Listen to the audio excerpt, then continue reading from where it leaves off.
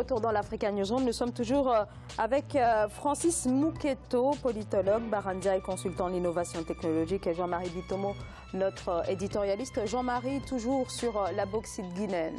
Je voulais revenir sur un point que M. Ndiaye a soulevé là tout à l'heure. Ça voudrait dire la fixation des prix au niveau mondial. Et vous verrez bien que c'est une ineptie que j'arrive pas à comprendre, même si on me parle du marché international. Je suis économiste, je sais comment ça fonctionne. Mais le prix de base est fixé, comment dirais-je, par les producteurs. Par contre, dans les pays africains, nos prix ne sont pas fixés par nos États. Ces prix-là sont imposés de l'extérieur en tant que tels. Il a parlé du franc CFA là tout à l'heure. Ça peut paraître, si vous voulez, à certains, comme heureusement que vous avez de plus en plus la jeunesse africaine qui se jette là-dedans, qui comprend la logique, c'est-à-dire ce qu'on veut leur exposer. Vous avez encore certains de nos chefs d'État qui nous disent que oui, bon, le franc CFA, bon, ça peut encore rester parce que, bon, on nous donne des tas de raisons. Mais toujours est-il que dans quel pays est-ce qu'on a vu au monde qu'un producteur, c'est-à-dire se fait fixer le prix par le consommateur de son propre produit? Donc c'est une ineptie, comment dirais-je, économique, même logique, même philosophiquement parlant, ce sont des choses qui ne peuvent pas tenir la route. Comment voulez-vous que... On nous dit toujours que vous avez des investissements en amont. On a des investissements en amont. Mais maintenant, il a parlé du 50-50 là tout à l'heure. Ces investissements en amont là. Mais... où est-ce que vous allez diriger ces flots d'investissement là si vous n'avez pas la matière première des Africains, des pays qui en sont propriétaires en tant que tels naturellement? Donc, à chaque fois qu'on crée une société chez nous en Afrique, quand il s'agit maintenant, comment dirais-je, d'évaluer les apports des uns et des autres, les apports financiers sont toujours supérieurs à nos apports, comment dirais-je, alors que c'est nous qui produisons la matière première qui attire tous les investissements en tant que tels sur nos continents africains. Donc, il est logique que les Africains aient la même mise à dessus. C'est la raison pour laquelle tout à l'heure, là, j'ai parlé de la construction de filières industrielles en Afrique, pas tout simplement exporter les produits bruts. Et ce n'est qu'à ce prix-là que nous allons nous développer. Et c'est à ce prix-là, comment dirais-je, que nous allons construire de belles écoles chez nous, la scolarisation et tout ce qui s'ensuit. C'est-à-dire que nous puissions contrôler le mouvement économique des choses qui sont en Afrique en tant que telles. Francis Mouketo. Juste une équation simple. Pour avoir un bien-être de la population, il faut avoir de l'énergie. Et bien entendu, sans énergie, il n'y a pas de développement. La Guinée, aujourd'hui, regorge, en dehors de la bauxite, bien d'autres produits miniers. Et vous avez de l'or, vous avez du diamant, vous avez de l'uranium, vous avez le pétrole, vous avez du phosphate, du manganèse, plein d'autres choses. Je vais juste prendre l'exemple de la Mauritanie, qui vit du fer. Dans la société qui s'appelle la SNIM, qui produit 12 millions de tonnes par an, est aujourd'hui le deuxième producteur. Mais la Guinée, si aujourd'hui, en étant le château d'eau de l'Afrique, pouvait développer ce potentiel hydroélectrique qui est nécessaire dans une industrialisation d'extraction des minéraux, mais ça serait une petite Suisse, la Guinée. Et aujourd'hui, malheureusement, la Guinée est classée 160 sur 177 pays sur l'indice de développement humain. C'est-à-dire qu'il y a vraiment des vraies politiques publiques, des vraies politiques de développement qu'il faut effectivement engager pour pouvoir sortir la Guinée dans... Moi, j'irais même plus loin par rapport à ce qu'est en train de développer M. Moukete. La Guinée ne serait pas la petite Suisse. La Guinée serait au-dessus de la Suisse. Parce que la Suisse, aujourd'hui, quand on regarde les dotations factorielles naturelles suisses, quelles sont-elles? La Suisse est premier producteur, comment dirais-je, de chocolat dans le monde, un des premiers producteurs. Vous ne trouvez pas, je ne sais pas moi, une plantation, comment dirais-je, là-dedans en Suisse. Bon, c'est la Côte d'Ivoire qui est le premier pourvoyeur, ainsi de suite. Donc, c'est-à-dire, n'ayons pas peur, nous les Africains, de se dire là où nous pouvons nous placer aujourd'hui. La Guinée ne serait pas une petite Suisse. La Guinée est largement au-dessus de la Suisse en fonction de toutes les ressources naturelles, les matières premières qui viennent des cités. Monsieur Bitomo, je pense qu'on n'a pas peur, parce que moi j'étais encore jeune, mais je me rappelle de la citation d'Ahmed Sékou Touré qui disait « Je préfère la pauvreté que d'être riche dans l'esclavage. Donc, oui, je suis d'accord avec vous, mais il y a combien de Sékou Touré chez nous en Afrique? Il y en a combien? Il a été mis de côté pendant des décennies. Sékou Touré, à son époque, n'avait pas vu que les Guinéens allaient avoir une génération émergente capable de mettre en place des industries, capable de les développer. C'est le cas aujourd'hui. Les Guinéens ont une classe intellectuelle. Moi, j'ai des amis guinéens, jeunes cadres dynamiques, qui veulent œuvrer pour les progrès dans leur cadres, la société civile, vous en avez parlé aujourd'hui. Bien sûr. Quand nous posons nos analyses, il faut regarder les choses. Vous avez parlé de la société civile, exactement. sauf que la société civile ne prend pas part aux décisions publiques en tant que telle, pas dans sa globalité. Alors, je suis d'accord avec vous qu'il faut l'impliquer, mais maintenant, raisonnons sur les choses factuellement, conjoncturellement parlant. On peut dire que oui, on peut souhaiter qu'on les implique. Mais malheureusement, dans la réalité, ce n'est pas ce qui se passe. Structurellement parlant, il nous reste, malheureusement, le temps presse et il nous reste une autre actualité à aborder dans cette émission. Place à notre Zoom Société.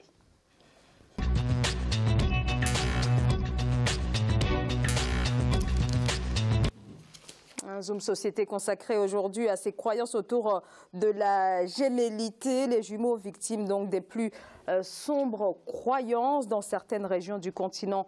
Avoir des jumeaux est perçu comme un mauvais présage, des superstitions qui ont la vie rude sur le territoire des Antabok à Madagascar par exemple, ou encore dans ce village de Keda au Nigeria que vous allez découvrir dans ce reportage.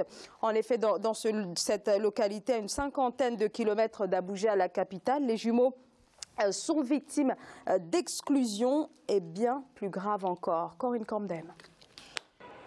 Au Nigeria, parmi les communautés autochtones du territoire de la capitale fédérale, Abuja, la pratique de l'infanticide, bien qu'aujourd'hui secrète, subsiste encore malheureusement.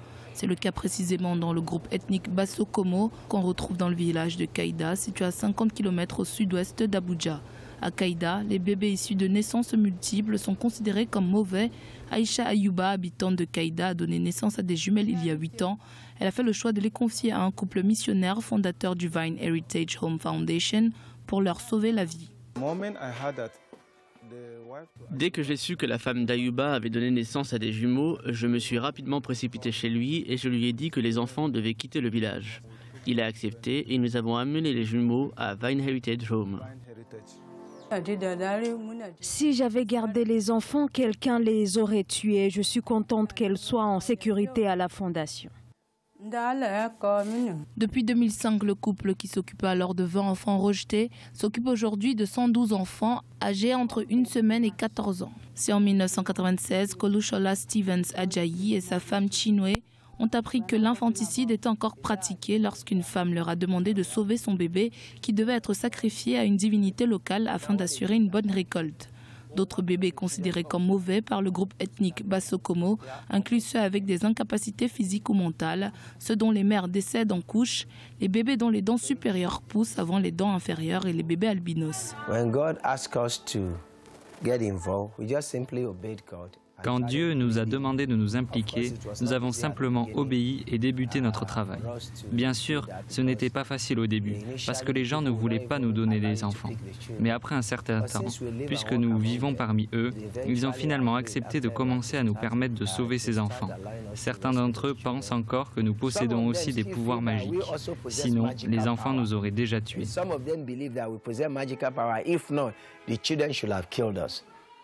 Le gouvernement essaie de s'attaquer aux superstitions qui se cachent derrière ces meurtres et s'attaque au déni et aux secrets qui les entourent pour protéger les enfants vulnérables. Les autorités ont lancé le programme « Éliminer les pratiques culturelles négatives » après avoir découvert le travail du Vine Heritage Home Foundation. Cependant, ce programme est encore principalement concentré sur la région d'Abuja et non sur l'ensemble du territoire fédéral. Alors, des croyances qui peuvent aller jusqu'à l'infanticide. Barandiaï, c'est un phénomène peu connu. Est-ce que c'est dû aussi à un tabou autour de ça ? En fait, c'est même pas un tabou parce que, de mon point de vue, les villages reculés, on sait bien dans le continent africain, il y a pas mal d'ethnies qui ont des rites ancestraux. Certains même sont de la mythologie, mais ils s'en rendent pas compte des fois, malheureusement. C'est le cas des jeunes filles actuellement, pour parler d'un sujet en parallèle, c'est par exemple l'excision, vous voyez. C'est bien ancré dans certaines populations. Il y a des femmes comme Katusha, paix à son âme, qui se sont battues en créant leur association, pour sensibiliser. Il faut beaucoup sensibiliser et en parallèle faire de l'éducation. Pour revenir à ce sujet, il faut savoir que nous, chez nous, au Sénégal, comme au Mali à un moment donné, et dans d'autres zones d'Afrique, les albinos étaient pris pour cible. Pour quelles raisons, on ne sait pas. Surtout à l'approche des élections présidentielles, des fois, on trouve des choses assez bizarres en Afrique. Donc, malheureusement, pour ces enfants qui sont des jumeaux, pour ces enfants, encore une fois, qui se passe aussi le même phénomène en Inde, hein, quand les garçons sont privilégiés, on élimine les filles, et malheureusement, tout simplement parce qu'ils ne sont pas une valeur ajoutée dans les champs. Et ça, c'est triste, encore une fois. Donc, ça ne touche pas que l'Afrique. Donc, pour revenir dans le cadre africain, on se rend compte qu'il y a des pratiques rituelles, il y a des bois sacrés, il y a des choses qui existent en Afrique. Et donc, moi, je pense que les ONG, et je pense que l'UNESCO doivent accompagner les ONG, mettre en place des programmes de sensibilisation autant pour moi, et en parallèle, on sensibilise les villageois, les adultes, et en parallèle, on sensibilise, on éduque les enfants pour les mettre devant, en tout cas, ces pratiques et leur faire émettre des alertes pour que les autorités puissent les prendre en charge. Parce que juste qu'un enfant... beaucoup d'États ont mis en place des politiques anti-infanticides, c'est-à-dire qu'ils répriment ça de façon très sévère. Mais réprimer, c'est une chose, mais il y a des croyances, ancestrales, on n'y peut rien, ça. Si tu réprimes et que tu ne sensibilises pas, tu n'éduques pas, tu ne vas pas éradiquer ce phénomène, parce que c'est ancré dans les consciences de ces populations, malheureusement, qui sont d'habitude rurales. C'est à ce point-là que je voulais venir avec vous, c'est-à-dire nous n'avons pas besoin d'attendre des ONG internationales, M. Ndiaye. Tout simplement, pourquoi?